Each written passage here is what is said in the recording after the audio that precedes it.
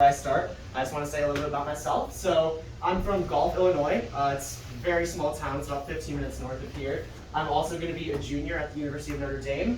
I am majoring in chemical engineering, and I'm minoring in engineering corporate practice, which is just about tying in business fundamentals to engineering. And then just a couple things I'm involved in on campus. I'm the vice president of Halftime Acapella. That's our username, Spotify and Apple Music, if anyone wants to look us up. Got a lot of good stuff on there. I also mentor a local second grader in South Bend through a program called College Mentors for Kids, and I am a chemistry and calc tutor through the Notre Dame Learning Resource Center. And then I'm doing some research next semester on campus in a lab about carbon dioxide research and converting biomass, so things like tree bark, into useful energy. That just has sustainability applications, and we're doing everything we can to fight our climate crisis. And I'm also the sustainability commissioner for my dorm on campus. So, now I'm getting into the company and why I'm here. So what was I doing this summer? My goal was to aid you guys, aid NILOC, in achieving your Lean by 2023 agenda. And the way that I did this is I started with the 7S principles of lean manufacturing, and I was just looking for opportunities in the plant along with things that Jacob was telling me to do, and just getting opportunities to improve. So just doing small continuous improvement projects. That's kind of a snapshot of the 3 different areas I was working in this summer. So we did some small improvements, some supporting operations, and then a little case analysis of the company. So just starting off with some snapshots of the small improvements I did. This is the first project I took on, replacing the sample shelf. So when I got here, there was this wooden shelf. The samples would be dropped on top of it, and Matt would, send them off. And there was a lot going on. Jacob was saying sometimes Matt would miss a sample when it was set down, or there were just miscommunications sometimes. So I realized that after looking through all of this material down here, it probably hadn't been touched in years. So what I decided to do was I ordered a new shelf, and I ordered these baskets. I spray painted them and organized it by department. So just very visual. Just in order to save time, which saves money, obviously. So now the samples are organized by the destination department that they need to go to. So sales and whoever's putting the sample there knows where to go, and then Matt knows where to take it to. So saving time, saving money. That was the first thing I took on. Secondly, getting involved with quality. I also took on shadow boards, and then I also forgot to say that just underneath the project is the areas of 7S that I'm trying to tackle. So this one has to do with sorting, setting order, and standardizing. So these are just a couple pictures of some of the boards I made. And again, with this visual management, this is for the operators, so they know that everything has a place, and it leads to less time and maybe having tools all around the place, so they're not searching for things, or sometimes even you hear that operators are fighting for tools, or there's competition and they don't have the resources to do their job. So what we're trying to tackle with this is to get rid of all that. Just stress that everything has its place. When something's gone, you know exactly what's missing. And I think it also creates a sense of self-accountability. So this is my board, I want to have all my tools here, and I want to do the job the best way that I can. So these are just some examples of some of the boards that I did. Moving on to another small improvement. So this is the shipping phone book. This is what the shipping phone book looks like when I got here, with all of our trucking and all of our shipping companies on laminated pieces of paper, just a total mess, pieces of tape everywhere. So what I did is I created an electronic version. There's also a paper version that Eric is using right now, but I'm hoping in the future we can completely transfer to this electronic version of the shipping phone book. So what I did is I included all the information in one spreadsheet. So you have the customer name, the shipping company that they're going through, the contact at that company, and then the contact information. And then obviously, as we know, it's very difficult to standardize by customer because every customer wants something different when you're shipping, and there's different people to contact, different companies to go through. So that's why I created this space over here with the shipping notes, so Eric can add that in.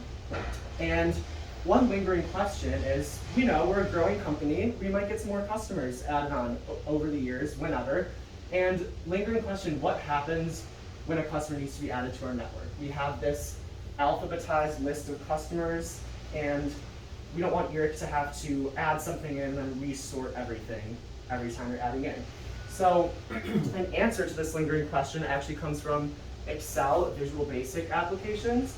So I've been working with this code right here on the right, and what it does is it automatically sorts data. It's pretty simple, but how it happens is Eric will enter a new company or a new shipping contact just at the bottom of the list, and then instead of him having to resort everything, as soon as he presses enter, the name just gets placed in its alphabetized section in the list. So again, just time management and saving time, saving money, just having everything in one place. And I also think this is a good first step to putting us on the path toward the paperless shipping process. I know there's a lot of paperwork involved right now. We do have a long way to go, but always have to start somewhere, and I think it's a good first step. So this is another thing that I've been working on. And then, getting to the end of the small improvements here, these are just some quick fix uppers I did in the adhesive department, having to do with sorting, making things cleaner, so shine, and then standardizing. So I took these pails, made these scrap buckets because the ones that were there were falling apart and gross. And and then I also, same situation with the signs for the blue tubs, which shows which orders we're filling and what our priorities are. So I got the best materials that were available, and I think I got these little plastic sleeves for the signs, and I think that they'll last very long now because it's no longer is it just a piece of laminated paper that from what the edge and everything. Very good material. So benefits, got some new materials, got some durability. Okay, so awesome. So now, kind of transitioning from my continuous small improvements that I was doing, I also did some supporting operations. So I was working with Mike, Jacob, everyone with our lean goals and doing plant walks. So on these plant walks, we discussed some of our goals. This is where we were coming up with the ideas for the floor space, the nigh stacks, and kind of this electrical AFE that we have going on right now. So I was lucky enough to be a part of that and get some exposure to that.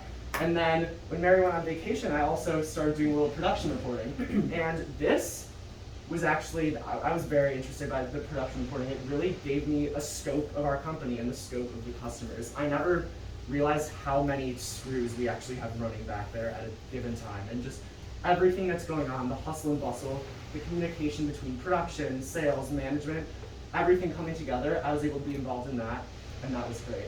And then, tiny project, got that webcam on there, just for more effective communication when we have meetings with other NILOC branches. So that was some supporting operations I did. All right, and then one other larger project that I took on this summer was doing a company analysis of our material usage.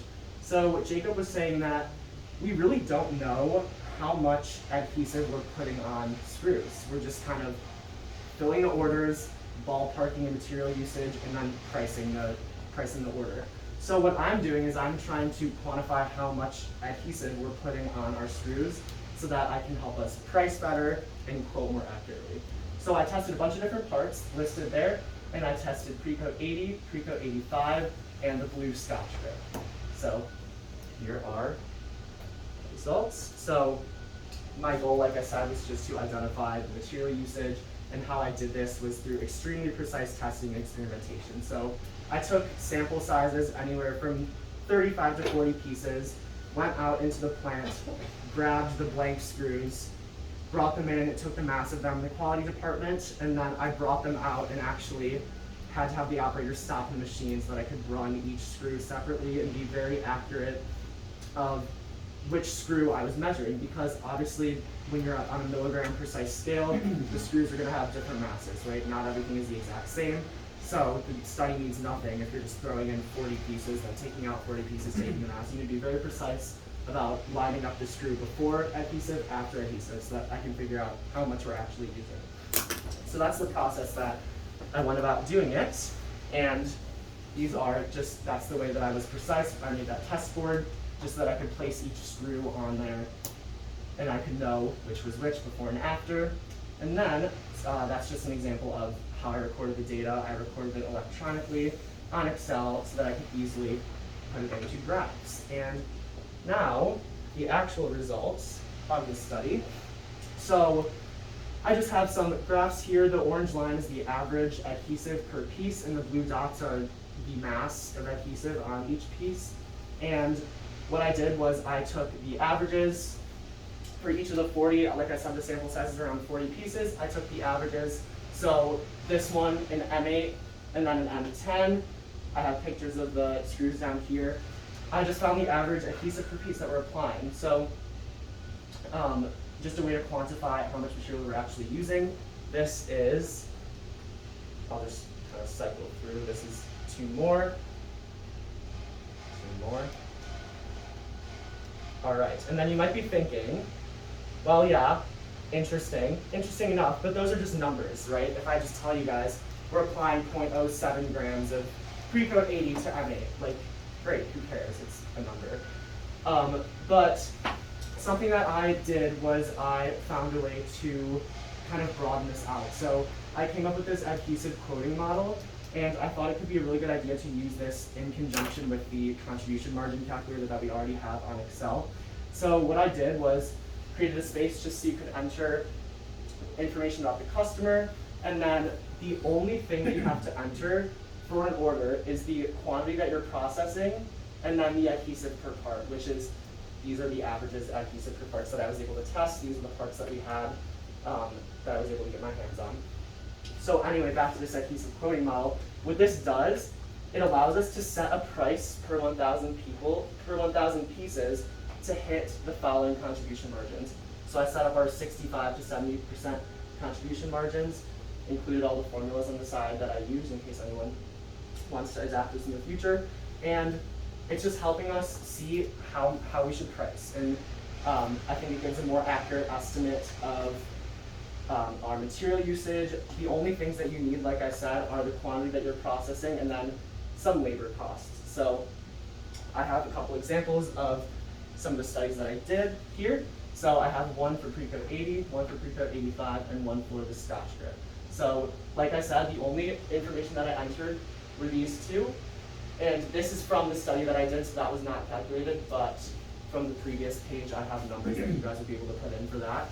And then we get the price per 1,000 pieces that we want to price at to hit these contribution margins. And I compared it to the price that we actually sold per 1,000 pieces, and there's some error, right? So we have 30% error, 3.56%, 28%. So it's a little bit off from what we sold. And what that comes from, it doesn't mean that it's inaccurate, it just comes from part variety. So every part that we get here, there's so many different screws, so many different things going on. I was talking to Jake and he said sometimes you'll have a part, if sales knows that it's gonna run extra long, we just price it up, and it's very fluid. Pricing is very fluid, very dynamic. So that is just a source of error, right? There's not always gonna be the same price for the same part because of just external factors. So you guys will just have to adjust for that based on the order. And another thing is that I did not consider the machine running costs, so that would play into our contribution margin a little bit more.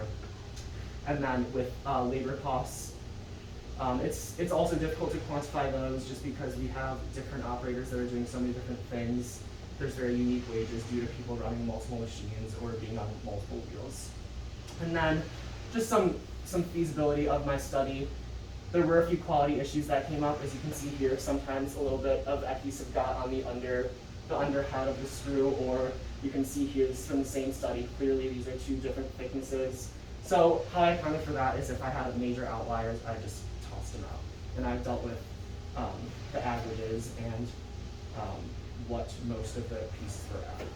So that is just feasibility. And then at least the conclusion that yes, we can apply our chemicals more efficiently.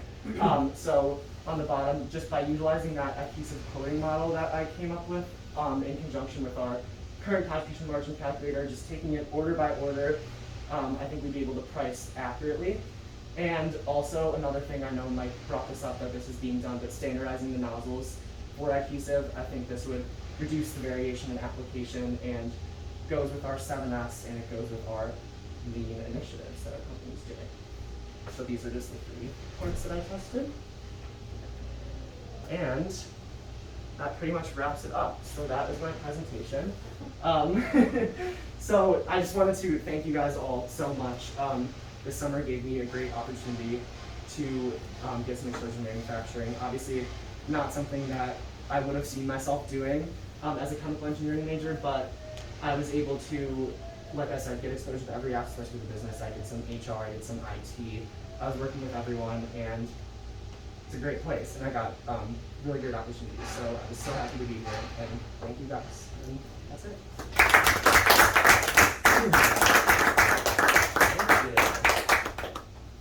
Are you taking questions? Yeah, any Anyone? questions? Yeah. Oh, good. I thought you were putting it away. Oh no, it's fine. Oh, that's the one. Ah, see, You you got got the it. I told you it was one of those two. I knew it. You won the prize. Yes, nice job. Thanks, John. I had a question on the contribution margin, because it's something we always think about for new products. Totally, yes. I know these are for existing products. I didn't really understand, what is that error mean that you had in there, that percentage? So this error is, so it's the difference between the number that I calculated here and what we actually sold it for. Okay. So this is what I calculated based on all this information up here. So I would say like, okay, if we want to hit 65% contribution margin, we would sell this order at $15.10 per 1,000 pieces. And then I went back and looked at our process sets and what we actually sold it for, and I saw that what we actually sold this order for was $10.50 per 1,000 pieces. So the error is the difference between this number and then this 65. So I said error from 65%. It's the difference between this number and then the 65% Okay. contribution. So would margin. that contribution margin be a lot less than 65% in each case, or a lot more? Or? So it would be, it looks like, it really depends on the order. This Right, one right. looks like it would be less, Okay. and this one looks like it would be more. Okay, Also, fair enough, yes. thank you. Yes. Any other Your questions? labor hours, did you take an average of multiple orders and how long it took to run them? Yes, I Okay. did, yes. So it's an average. Average, yes. Okay. Yes. And that also just, it all comes Mike, from get it process. together. I'm not even doing anything. No, I'm joking. That's a horrible shit. So Matt, did you record all the machine parameters when you were doing this? Like what, like preheat temperature or any of that? I did not do Okay. that. I'm just curious because we did a lot. I don't know if you know, we did a lot of stuff with like Precoat 80 as well. It was this project called X Factor. What I was involved in when I was interning, and we were looking at how low we can, ways to run hotter on the machine. So we'd kick up the preheat as high as it can go, and then it kind of spiraled into a way to run with the lowest amount of mass possible. So that's phenomenal data that you have. I would love to compare some of that, like the averages of where we run for each size, to what because we made this little calculator to see how low we could possibly go on each size. So like for an M10, it looked like the average was 65 or so milligrams. Right. And I think for an M10 to be sure we're gonna pass quality tests, we needed to be at 45. Oh, So wow. it'd be awesome to compare what you have here to some of that stuff we were doing back then and see if there is a way to go down or Yes. if that helps with quoting at all. That's awesome though. Any other questions? I've got one. As far as being exposed to every aspect of a business, what did Yes. you enjoy about that? And maybe some things you didn't enjoy so much? I just like walking around and seeing people just kind of in their element and being able to ask if they need help with anything. And I like working with other people, really. I don't really like to kind of sit there on my computer and just be alone. So yeah, I really enjoy tying everything together. And I think, let's see, something I didn't enjoy,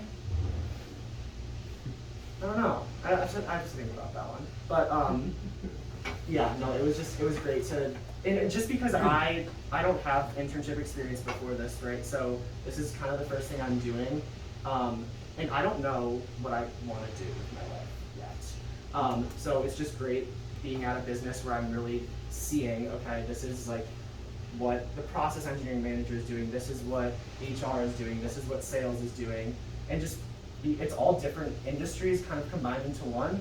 So just being able to see how all those work at once, I think gives me a better gauge of things I like and things I don't like, just about what I want to do with my career. So I think that's very beneficial. Besides listening to the banter in the office, Don't bring that up. what surprised you the most about Don't bring Nyla? that up. Aside from that, yeah. The poor guy got the education, oh my God, it's embarrassing. I I actually, I didn't even know that we had, honestly, the lab next door. I knew when I was coming in like May, but I didn't know that you guys had like such a dedicated focus to R&D. And that, I also just think that you guys, or it's great that you guys have like the two, like the R&D manufacturing, that you guys just like work so great together. It's just great to see like older people doing good stuff. Yeah. What was it? No, we're not gonna. The No, juiciest no, gossip. no. Older women being wild. It's fun over That's here. a really good way to describe Barb. And then How inappropriate Matthew, an office can be. we talked about with Pete about making our internship, how we could make it any better. Could you talk about that a little bit? Oh yes, so something that Pete asked me what's something that maybe we could do to make it better, and I was saying obviously with my background as a chemical engineering major, I'm looking to get into more research. I'm doing research next semester on campus, so I kind of suggested that it could be cool to have an internship program where it's like half and half manufacturing, half and half R&D. So maybe you have a group of interns over there and a group of interns over here, and then maybe 4 weeks in they switch. And I just think it's good to get exposure to different businesses. Like I said, I got exposed to a lot here, but I think it'd be great just to kind of go back and forth and see what we can see. Yeah, we can do a quality, lean engineer and then R&D engineer. That's Yeah. funny. Yes. Nobody in R&D ever wants to come to. I don't understand what you're talking about. No, I'm just kidding. They all end up getting hired here. Yeah, I know. Cool. Yes. All right, great job, Matthew. Yeah, nice job.